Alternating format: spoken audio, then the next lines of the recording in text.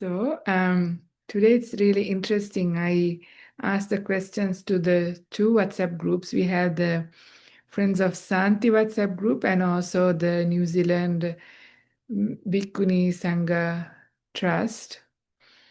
And the same topic came up.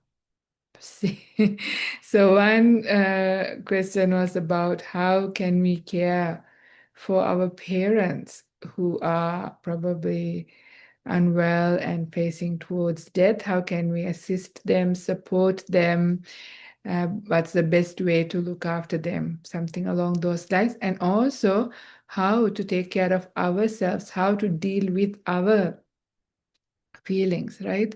This is parents passing away. And the other question was about dealing with somebody who is passing away, how to best assist them deal with their fear and difficulty. Um, and so, all about death, right? And it is interesting that today, the whole community here, the Santi Forest Monastery community, we spend most of our day to day at Ronald McDonald House. It was a charity event that we were organizing in order to celebrate Ayya Nirodha's 81st birthday. But this place, some of you may have not heard, it is a facility that is next to the um, children hospital, the one that we went to, but it is a facility that is usually offering free accommodation and free food for people who have family members who are quite unwell and having to stay for a long time in the hospital, different, and there are over or close to about 400 such facilities around the world, and different Ronald McDonald houses look after different category of patients and their families. The one that we went to was the families of pediatric patients. So it was next to the Westmead Children's Hospital. And it's kind of really amazing. They have like 60 rooms to offer for 60 families.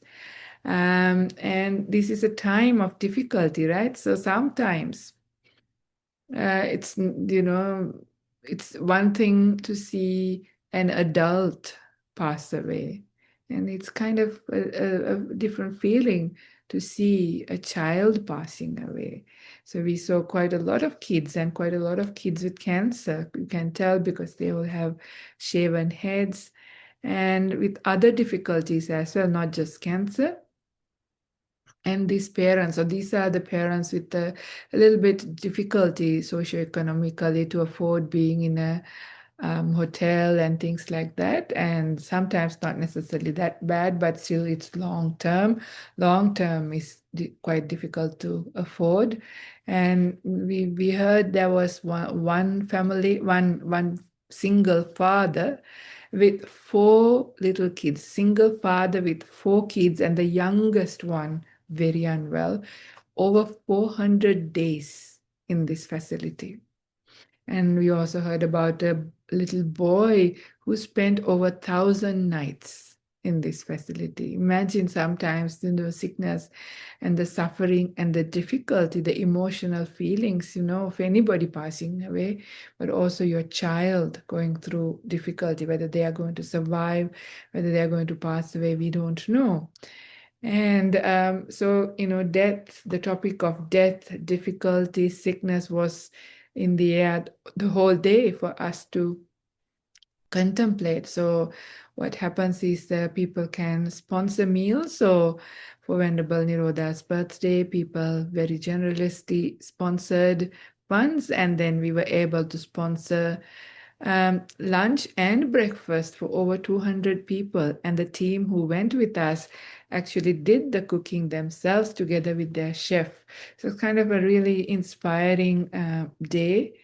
We also offered some requisites that they needed. They have a charity cart that goes around in the hospital ward as well, offering some toys and other things for the kids as well as the the family, because sometimes they're stuck next to the bed. They don't even get a chance to go down to the shops to get toiletries or something that they need. So all of these things are also offered for free. So I thought quite a really remarkable kind of thing to support. But what we also learned is it's not just even food and accommodation, but they also provide education because, like, that father, single father with 4 kids. So three of the kids who are not unwell, they also have to stay with the father because single father, right? And they have to to school. So they also have two schools there, primary school and high school. And they also offer, they have teachers and everything. So remarkably, very inspiring kind of thing. But what stood out for us as well was the fact, it's not easy. It's one thing, it's really, it's kind of different feeling to see children who are dying. They were like little dolls, some of these, really cute, sweet. And their siblings also, some small, don't know what's going on. It's a different feeling. So the topic is quite vast, yeah, when it is somebody, even especially a family member or a friend. So the situations are very different, yeah. So first of all, whether are they Buddhist or not matters how I'm going to have to say this, whether what degree, yeah, whether the carer is a Buddhist or the patient is a Buddhist, the one dying, or both are Buddhist, what level of Dhamma, whether they're just new to Dhamma or they're very well practicing Buddhist. So the things that you can do in this situation depends on where you are or your background. And then the combination, whether it is young child passing away, your child, or older child passing away for an older parent, or whether it's parents passing away for children, whether parents are passing away for a child who's young, or whether parents passing away when their children are actually adults, or whether it's a sibling passing away, or whether it's grandparents, whether it's your husband or wife passing away. All of these things are slightly different. The relationship, the connection, and what we can and can't do, or how to help varies a lot, and how to guide also varies a lot between the people in an individual. So I will mention maybe some of the general things, and then let's see how we can develop into different categories and how far we can take this, yeah, and take this understanding. So one of the first things I want to tell is about the carer first, yeah, because for a carer, imagine for that father, single parent for over 400 days, that's over a year, having to deal with the, sickness of the youngest member and still having to look after the other 3 kids as well. So sometimes can be quite overwhelming, right? And also for with other sicknesses as well. Sometimes the carers, it's few years, yeah, few years that you have to be with the person who is quite unwell and dying. It can be weeks, it can be months, it can be years. So the carer, if you want to really offer high quality support, high quality care, it is absolutely essential that the carers also have time to take care of themselves. So you need to have some help, you need to get some support so that somebody else can also attend to the patient while you can also take care of yourself. And wherever you are, in different countries, what's available is also different. But if you are able to, whether your government offers it or whether the family system offers it, reach out for help. Because if you burn out, then that's a problem as well. And sometimes it's the carer who dies first.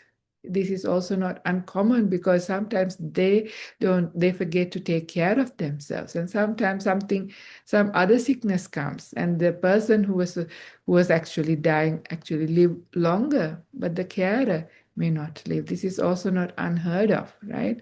So we have to really take care of ourselves as well, really know what is our capacity? How much can I do with my given circumstances? It's nothing to do with whether you love or don't love somebody, but it is also about what are you capable of, right? So this is where it is really important to really, investigate this really honestly and find help. And also, it is really necessary, like the care of the care that the carer needs is, good sleep, reasonably good food, exercise, taking care of your own health issues, and most importantly, that you are also doing something to bring up some joy in your life, right? Because these are the times that you get really busy. And but if you don't have also a source of joy, if it is really long term, it is difficult. If the person who is dying and you are caring for them for a week or two, it's one story or even a month. But long term, then it is a different story. So you have to really also find ways of developing joy and peace. So again, it is different depending on what the carer is and what they can do. So, of course, you are a meditator, then it is really important, especially at this time, not to say I don't have time. You have to make time. It is like you can't not eat, right? So, whether you're busy or not, you still have to eat. In the same way, it's even more important to also have some time, a little break to also meditate. That is for the meditators. If you're not yet a meditator, still having some time to unwind, just go for a walk, just sit and do nothing, to rest and become peaceful is necessary. And there are other little acts of kindness you can do, but also how you care for the person. That is where you can also generate quite a lot of joy, because it can be challenging, yeah, depending on the patient. So, some patients, when they are undergoing a lot of pain and difficulty, they could be very grumpy. They could be, saying not nice things to you. This happens because they are under enormous pain. So their mindfulness is not that great due to the difficulty, their own fear, maybe their own pain, physical and emotional difficulties. Because of that, often they, forget about the carer and what they're doing, and they may be complaining. They might be, dealing not nicely with you as well. But even then, to really have that right view and understanding that they're behaving like this is because it is difficult for them. They can't do any better than that. It's not because they are bad or they don't love me or they don't acknowledge what I am doing.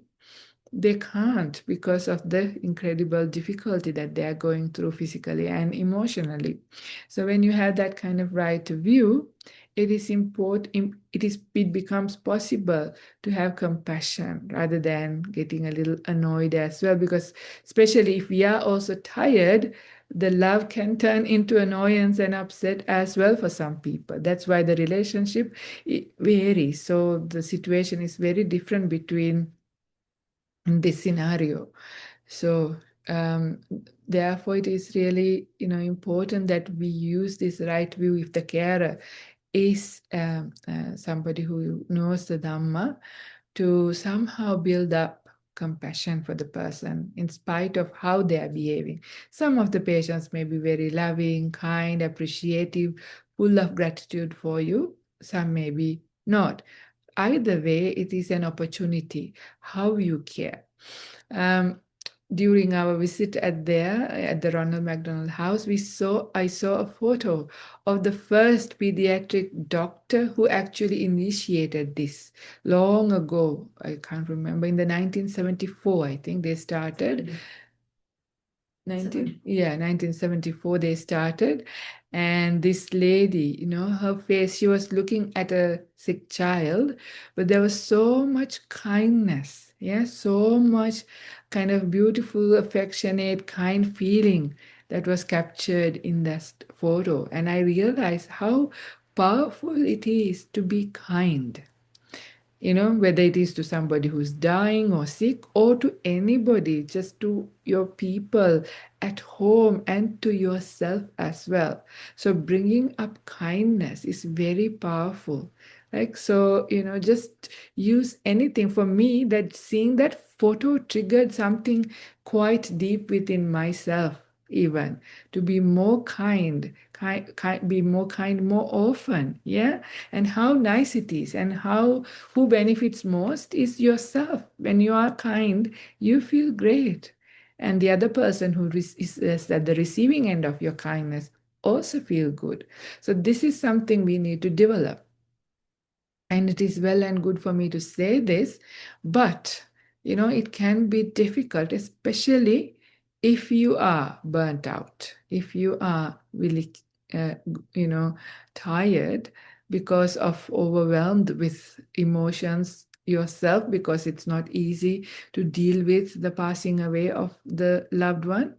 And also, the work that you have been doing to do this can be exhausting. So, if you are in that kind of state, it can be difficult to bring up kindness. And then you might end up doing things that you regret as well. So, this is why I was emphasizing that as one of the most important things, because if you want to have a very quality interaction and also to help the other person to make it a high and in a good way, then it is really necessary that we are in a good state, and we are in a state we can bring up kindness. Yeah, kindness, like really, and affection as well, but in the right kind of way. So the thing is, whether the person who is passing away, or whether they are Buddhist or not, even both parties, Buddhist or not, one thing that is most important is having some sensitivity, yeah, to, especially for the person who's passing away. And what they're most sensitive is your presence, yeah, you being there. Sometimes not to talk so much. So you have to ask them. Some people might want to, but other people might want to be quiet. But even if it is quiet, doesn't mean that, they want to go to sleep and you can go. But it is just your being there, and then knowing that you're there means a lot. So what people need is that your care, your affection, and kind of respectful behavior, yeah, the way that you treat to them is necessary. And sometimes you can show your how you feel or how you want them to feel by body language, because sometimes words can't really speak or express true things, because we get confused. Sometimes the words get misunderstood as well. But sometimes, if it is a family member, holding their hand gently, showing your affection and care, but just holding their hand, they will understand a lot of what you want to communicate. Yeah. And you will also understand a lot what they want to communicate, because some people are not very verbal, and they sometimes don't feel like talking if they're going through a lot of difficulty, or they're dying, or they might even not know what to say, how to say, all of these things, and people's personalities are different. But when you hold somebody's hand, and if you're fully present, not hold the hand and look at your phone, or think about something, but if you're fully there, like fully mindful, with care, with attention, hold the hand, you will communicate a lot, you will understand what they need. And the other thing is, of course, you can verbally also ask, how can I help? What is most helpful for you? How do you want to spend your day? How do you want to spend this time? What would you like me to do? So ask them, instead of you thinking this is good for them and trying to sort of push them to do something that you think is great, because this is certainly not helpful. Yeah, much better. And if they say, I'm actually not sure, I do what you think is good, that's fine then. But if otherwise, most of the time, and then also it is important to check with them. Whatever way you are offering support, ask them, so how does it feel? Is this helpful or unhelpful? Because sometimes you don't know, right? They might say, oh, I want to listen to something, and you might put something on, and they might not like it, or it's not maybe helpful. So it's important to check and see how is it going. Is this helpful? Whatever it is. Because sometimes we try to do kind of wrong things, thinking, oh, the person wasn't Buddhist, but I'm a Buddhist. Now is the time to somehow get some Dhamma into them so they have a good rebirth. This is not the thing, right? The last times is not to introduce something completely new and also against their will to sort of push anything, any views. This is not necessarily the right thing to do, not actually the right thing to do. Rather, it is most important that they are at peace, that you can try and help to bring up some joy in their life. So in this respect, whether they are Buddhist or not, you can always try to remind the person about whatever good that they have done. So everybody, I'm sure, it's extremely rare to find somebody who's been completely not good in their whole life. At some point in life, some people do good, but most people do so much good. But even people forget, and people tend to just remember the few stupid things that they have done in their life. So instead of talking about those things, remind them about the good things. Yeah, and help them to also forgive themselves for whatever silly things they have done. Yeah, say that, at the time you didn't know, didn't have enough mindfulness, didn't really understand what was going on, or sometimes the circumstances pushed you to do it. So it's okay, everybody does silly things from time to time, and you're not alone in this. There is nothing that you have done that nobody else has done in this world. So, but it is important. At the time, we couldn't help ourselves, but it is important that we forgive. So, encouraging in a way that is helpful to their level of understanding, somehow, especially forgiving themselves. This is number one. Yeah, forgiving oneself is really important. Otherwise, what happens is when you pass away, we sort of punish ourselves. Nobody else is doing this according to the Buddha's teachings. It's ourselves who punish ourselves. So this is why it is really important that we encourage in a gentle way and see whether it is possible to get somebody to forgive themselves. And the next thing that is important is to encourage them to forgive others who may have done something wrong, if it is possible. And this is very helpful if you can achieve that. But again, be sensitive to the person, whether the person is ready or not, whether they are willing or not. We can't force this, but we can gently encourage them, show ways how they can do, why that must have happened. And again, very difficult topic for me to talk about because they are so complicated, the situations, right? So I'm only giving very general things for you to consider, but you have to have sensitivity, and if you need, you can also get some professional help for this. So forgiving oneself and forgiving others is very important for the person who is dying. And for you as the carer, and if it is a close relationship, it is important for you to also ask forgiveness from them for anything that you have done or not done. Sometimes we get surprised how upset somebody may have been for something small that you didn't do, that you didn't even realize that they were expecting. So therefore, you can say the intention that you didn't intentionally try to do it. And indeed, if you did something intentionally that is not nice, you can also say at the time, I didn't realize how terrible it was, or, I didn't have enough understanding of what I did, but I would like to ask for forgiveness. So whatever it is, asking for forgiveness is really important.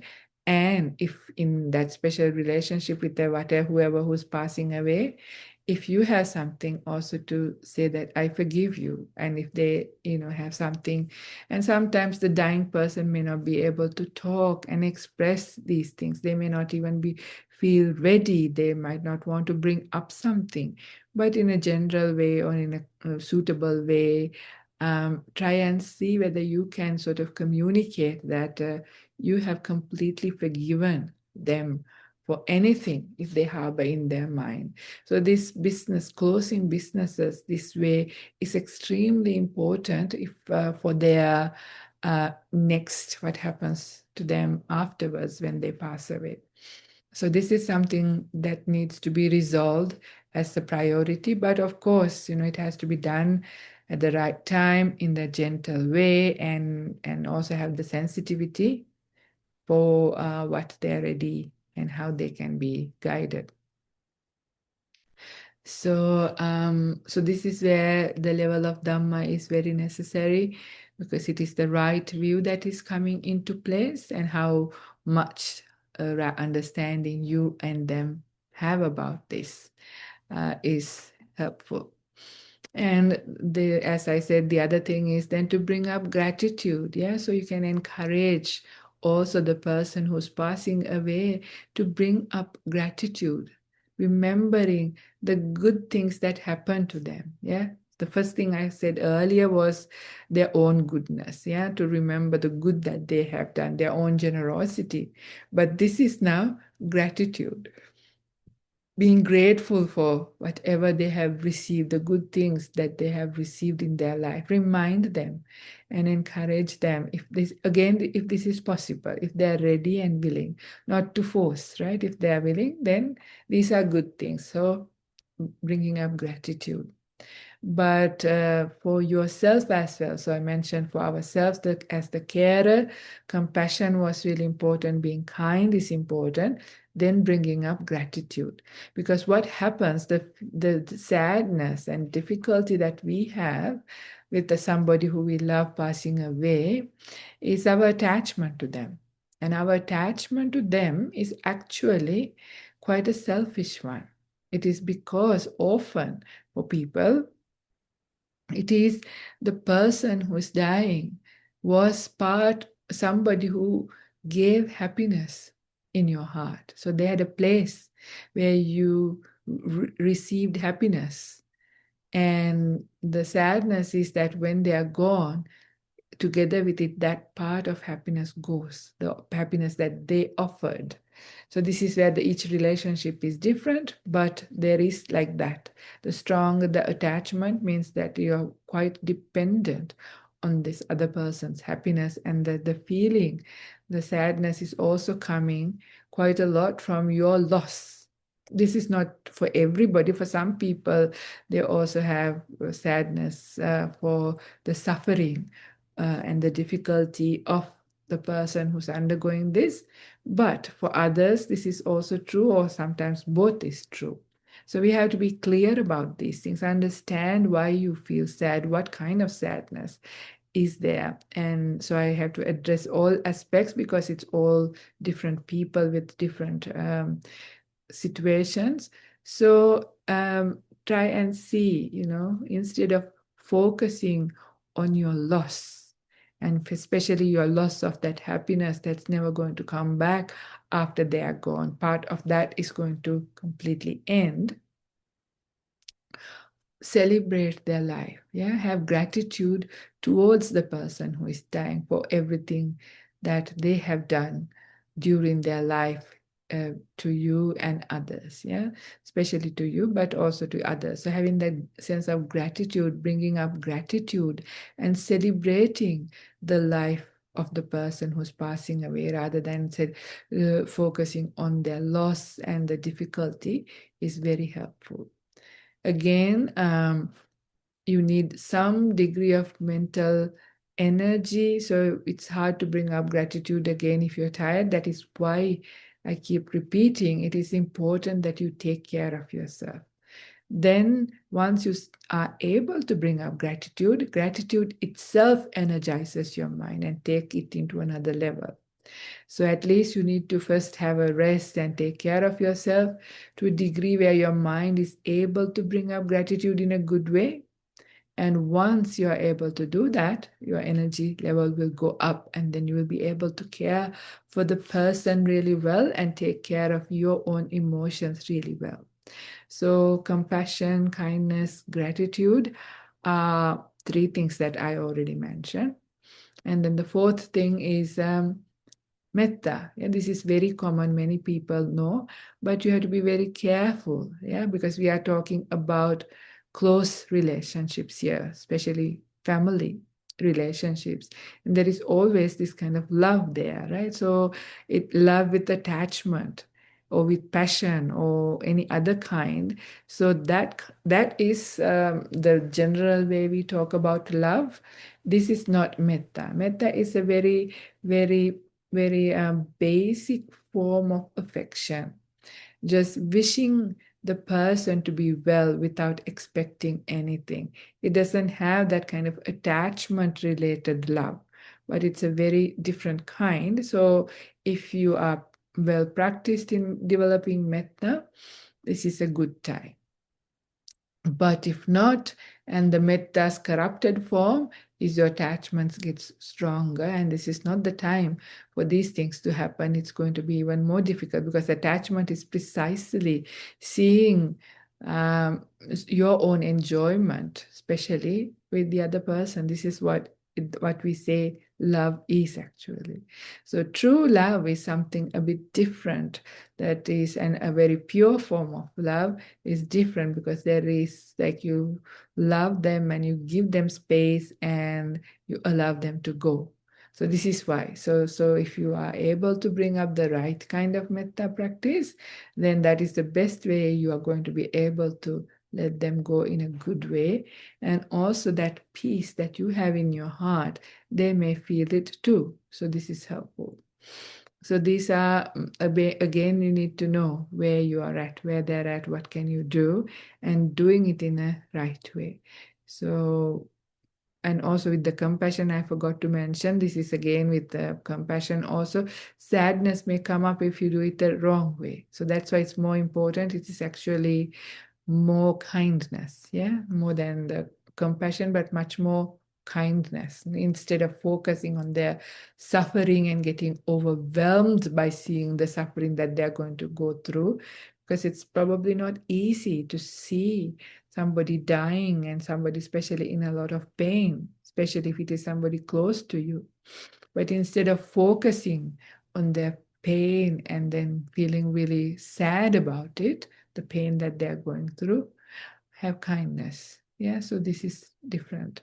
So we have to be very careful with these practices to have the not the corrupted form, but the right kind of form. So this is for the carer, but also if it is a dying person, a well-practiced person, they can also be encouraged to do the right form of these Brahma Viharas or the four divine meditations. So, and also Upekka is very powerful. Yeah, so that is that having equanimity, understanding what life is, yeah, what samsaric journey is, what the truth is, yeah. When we are born, the one thing that is certain is our death. And what is uncertain is we don't know when. So this is where it is really powerful to really, remember that death is something it's our inheritance, the only inheritance. When we are born, that is what we have.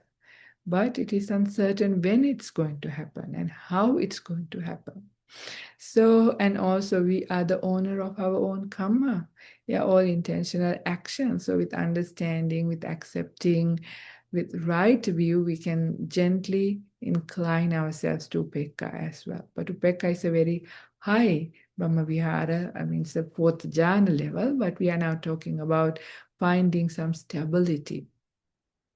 So being kind, having metta, having gratitude, all of those are things that will help your mind to also come to a state of upeka at the end of the day. That is when you are able to stay a little bit more stable. And then people worry about, and some people who are very well practiced people are quite equanimous about these things because they understand and they're able to go through. But then, kind of some people get a bit worried thinking, what other people might think. Because other people who are not necessarily practicing expect, oh, you might be grieving, you might be so sad, you might be going through a hard time, and they might not understand how you are kind of cool about it. Your mind is quite stable. And then you might be worried if you're not practicing properly. I don't know how this can happen, but it can happen if you are concerned. They might even think that you don't love the person. So we have to leave to one side what others think. Yeah, we have to take care of ourselves, and especially if we are practicing, and that's okay. But others, they're going to think whatever they want to think anyway. Whether you cry or not, whether you are sad or not, whether you are equanimous or not, whichever way, people will always perceive whatever. So we can't just live up to and try to do what everybody else expect. But this is for us, yeah, for and this is what's going to be helpful for the person who is passing away. So therefore, it is more important the person passing away and you as the carer rather than what other people think about what happens. So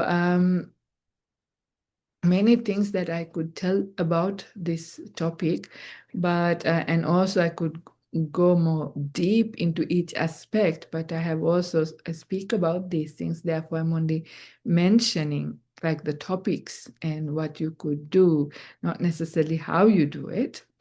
So, and when I spoke about gratitude, that is also very closely related with mudita. Yeah, that is the rejoicing, sympathetic joy. Yeah, so they are very connected. So, this is where all the four Brahma Viharas are coming into play for both parties. Again, depending on your ability to practice and level of understanding them. So more important is the readiness before we are in this situation, either before we are in the place of dying or having to care for somebody who is passing away. Yeah, because it could be us dying or we are the carer. This is why these things are lifelong practice. So practicing these, having readiness for these. That is why we encourage, the Buddha encouraged doing Maranasati, right? Death contemplation, your own passing away and the passing away of others, what death really means. This is the deepest understanding of impermanence, anicca. Yeah, anicca is not just rise and fall or little things, but it is the death that is the real, understanding of impermanence, and reflecting and preparing yourself ahead of time.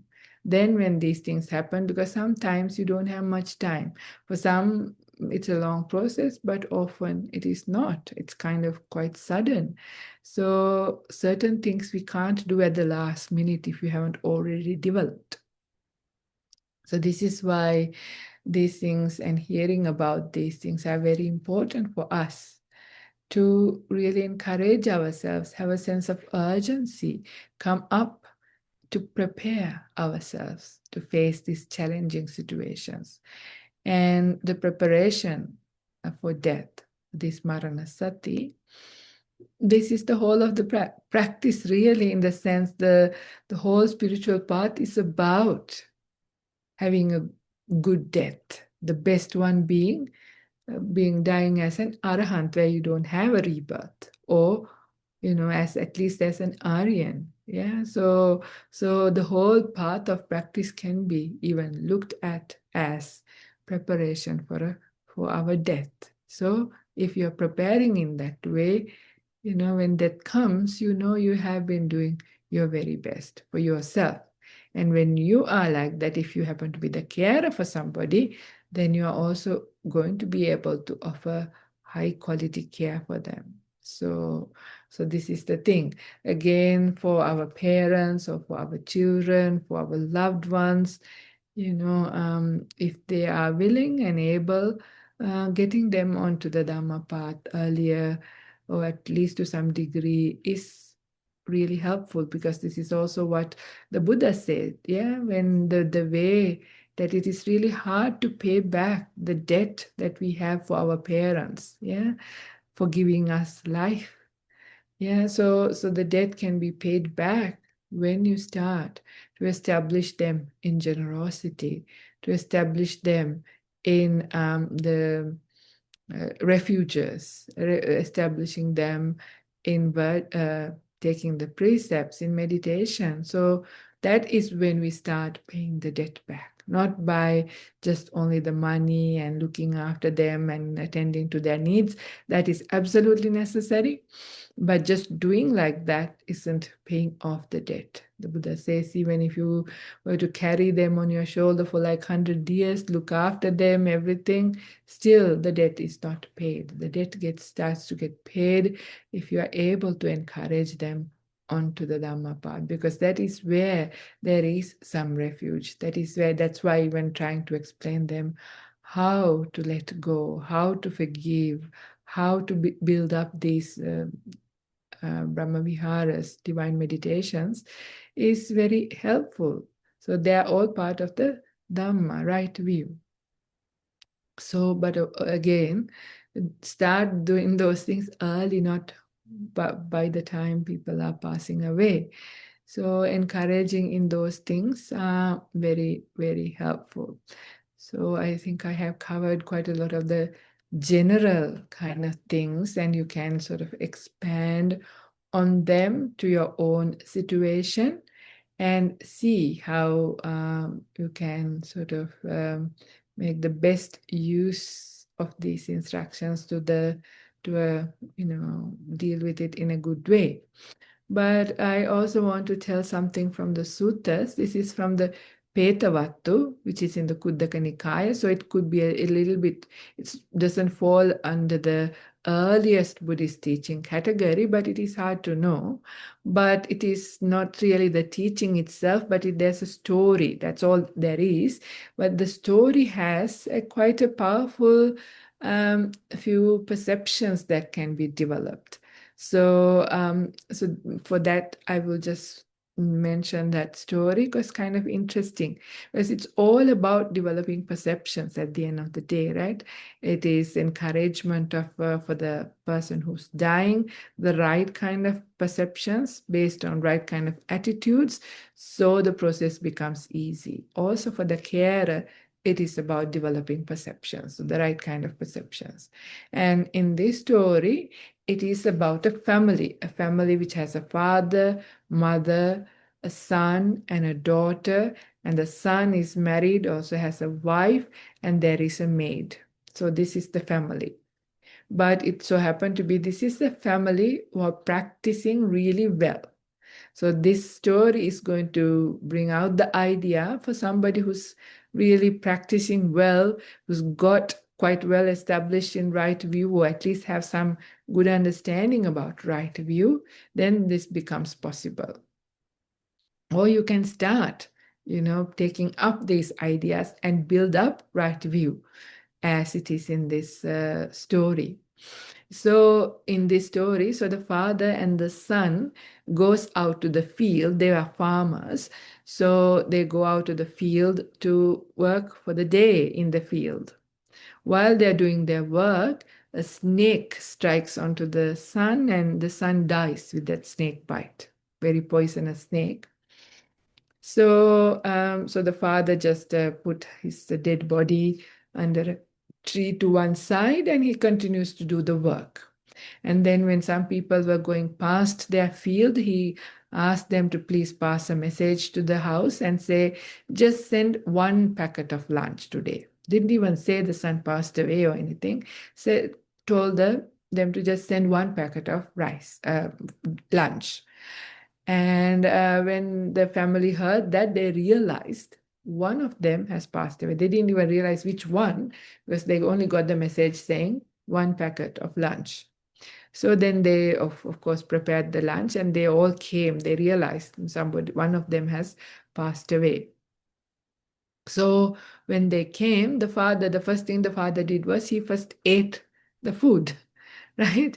And then they built up a funeral pyre and burnt the dead body. And then everybody looked kind of peaceful and nobody was crying, nobody looked really sad or anything like that. So then in the sutta, says it's a Sakka, some sutta reading says it's a person who passed away, whichever it is, there's a Deva, a heavenly being who sees this incident.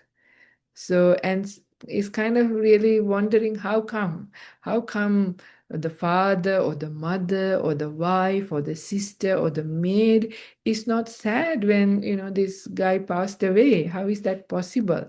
So he decides to find out what happened. So this Deva takes up the body of an old man and comes. And then first goes to the mother and asks, "Oh, was your son somebody who's terrible that, you are quite okay that he passed away and you're not sad?" And the mother says, "No, no, that's not the case. I had a very wonderful son. He was a really good person. And the reason why I am not crying is because, he came to my womb uninvited. I didn't invite a particular person. Some stream of consciousness has come to my womb. And then he also passed away without saying goodbye. This is the nature. They come and go and being with me for some time. And he fares on according to his own karma. And he can't really come back. So what is the point in me crying? And he was a good person, practicing well.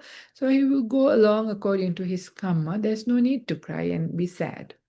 Okay, and then he goes to the father and asks the father, was he a terrible son, or was your relationship really bad that you are not feeling sad?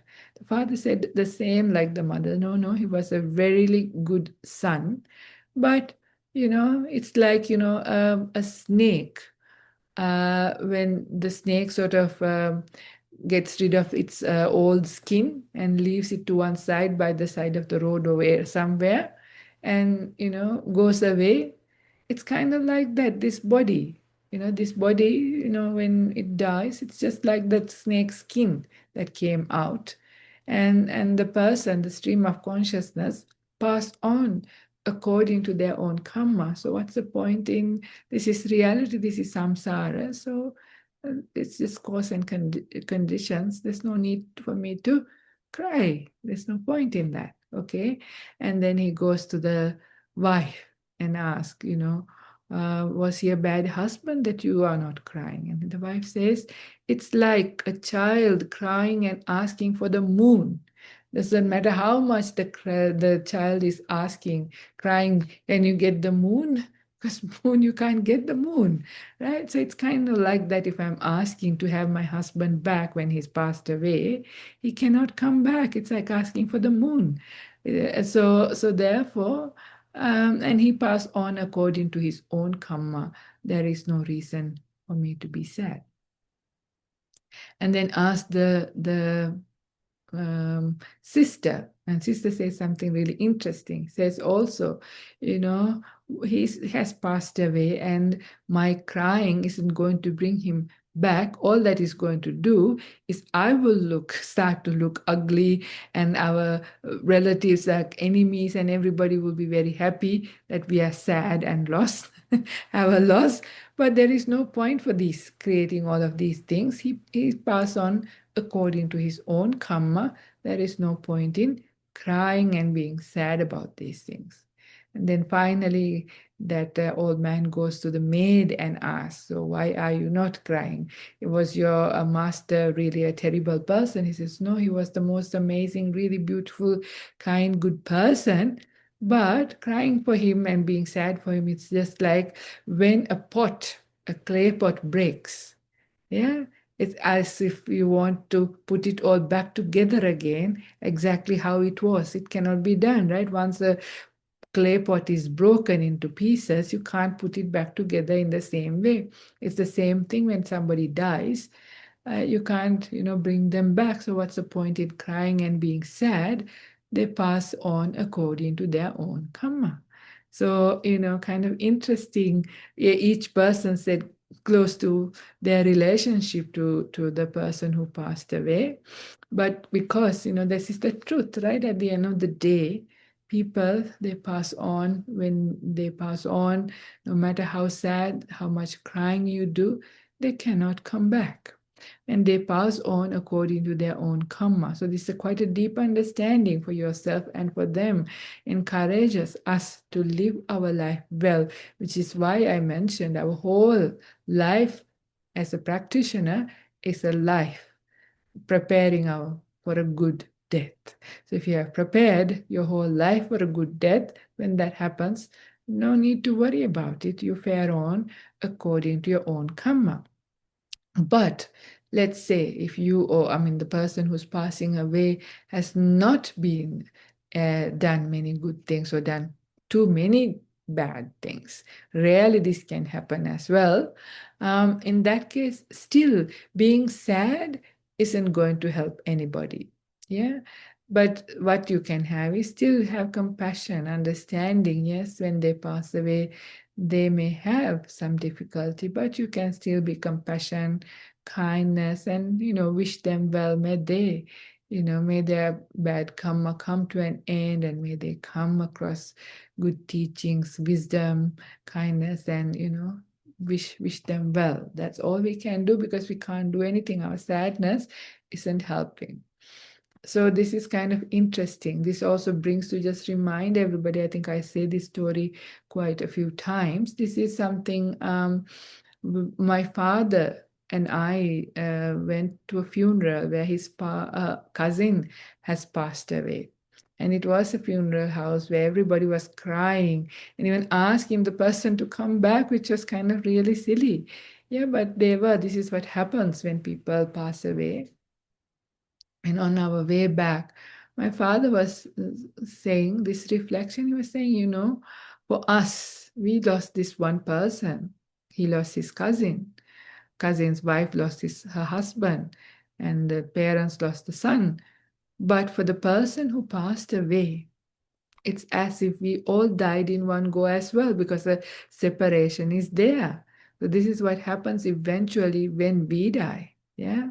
Everybody and everything is going to go in one go. So it is not going to be easy also for the one who's passing away if they are not ready, or if you are dying and if you are not ready. So that is why this readiness is necessary. So, but my father said, because he had a lot of attachment to me and I had a lot of attachment to him, and he said, when I die, if I see you crying and asking me to come back, I would want to come back, but I know I can't come back. Once you're dead, you can't come back. So, and if I see you being very, very sad, it will be even unbearably painful for me. He said, it'll be sad enough for me to be dead already, but to see people who I love being very sad about it will make me it unbearable. So he asked me whether can I not cry. So because he explained it, when I understood it, I gave the promise, okay, I will do that. And I thought he will die when I'm an old person, so there's plenty of time for me to get ready, so no problem. But exactly 7 days later, he actually passed away.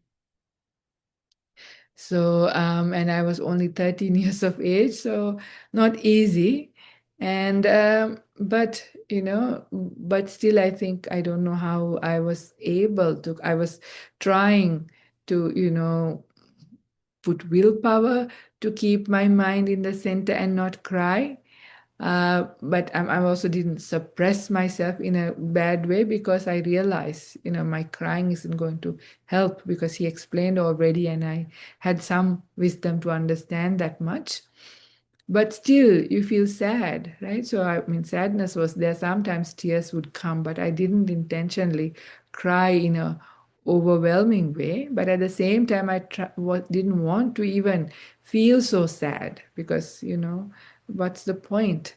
But I didn't know how. But I think out of desperation, I started reflecting the good qualities of my father. And then instead of being sad, joy started to come up to see how wonderful it was to have uh, that person in my life. Just seeing the good qualities of the person instead of my loss or their bad qualities or what's going to happen to them. Instead of all of those, I just focused on the good qualities and how wonderful it is to have had such a person in my life. So, these are skillful ways because it is really necessary. We have to also think about. So, the first part is about caring, and the next part is after they die. What do you do? How to deal with that death? Around death is a really important one too. Because if you have so much attachment and if you don't let them go, then it is hard and they will be stuck in a ghostly realm. So this is what we get to hear from near-death experiences. Yeah, lots and lots of stories. They say when they have had the near-death experience, they meet their mother who passed away, their father who passed away, their spouse, their child who passed away earlier. They're still waiting because of their attachments in the ghost realm. And ghost realm is a really difficult kind of existence because they can see you, they can hear you, but they can't do anything. And you can't see them often, you can't hear them often. And even if you see and hear, some people can see ghosts, still there's nothing much you can do. We are in separate, different worlds. And so it is not a good thing. So it is important for them, allow them to go. So it is also good when they pass away. And before passing away, also you can mention about these things if they're ready to hear when they're alive. But certainly when they have passed away, they know now they are already dead. So at that time they are ready to say that, I will be okay. I will look after myself, because otherwise sometimes they feel responsible thinking how is my loved one going to look after them, especially if the person who's dying had a role also, a big role in your life, and they might feel responsibility and concern for you as well as the attachment. So it is important to encourage these things, um, if they're ready to hear before they die and after they pass away as well, so as to release them. This is also where your level of being, instead of being sad, having joy, that being able to let go is going to be helpful. Yeah, because they understand when they are dead, it's that you do love, because they can see your mind. This is the interesting thing, once somebody's passed away, they can see and understand directly your mind. So they know that you love them. It's not that you're saying, please, you are allowed to go. It's not because you don't love them. They understand that you care about them, you have affection for them. And it is precisely because of that you are also not wanting them to be stuck. So encouraging them to depart and taking care of your own emotional well-being is helpful. That doesn't mean that you have to suppress, don't suppress your sadness, because sadness will come and that is okay. But it is harboring it and not letting it go and constantly only delving in, which some people do, and they can't, get out of that grief for years. This is what is not helpful for anybody. So it's really important that we prepare for these things and prepare the person who's passing away, and the preparation is best done ahead of time. So really, really important how we deal with these things. And I probably didn't manage to address all aspects that will suit for everybody. And there are all kinds of very complicated situations when it comes to this. So it is very hard to give a very personalized kind of talk because it's so varied.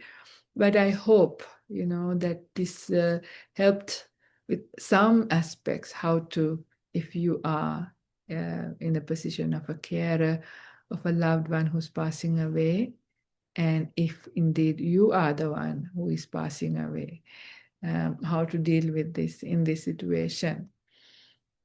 So I again end this talk by reminding the carer, it's the carers who are asking the question, that it is a priority for you to take care of yourself so that you have enough energy to do the kind of things that's going to be the most effective.